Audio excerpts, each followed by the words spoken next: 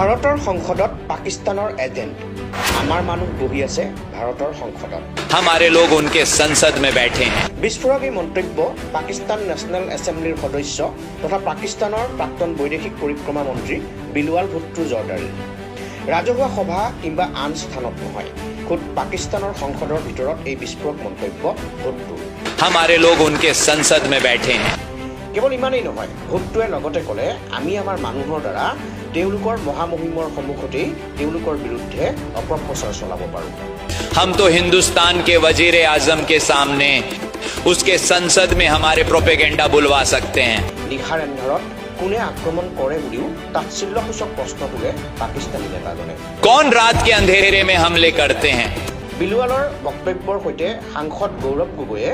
সংসদত দিয়া ভাষণৰ কিছু বিশেষ ক্লিপ সংলগ্ন কৰি মন্ত্ৰী মল্ল বৰুৱাই ফেচবুকত লিখিছে আমাৰ মানুহ ভাৰতৰ সংসদত বহি আছে এই কথাষাৰে পাকিস্তানী নেতা বিলৱাল ভুট্টোৱে কাক বুজালে আমাৰ অসমৰ জনক নেকি ব্যুৰ ৰিপৰ্ট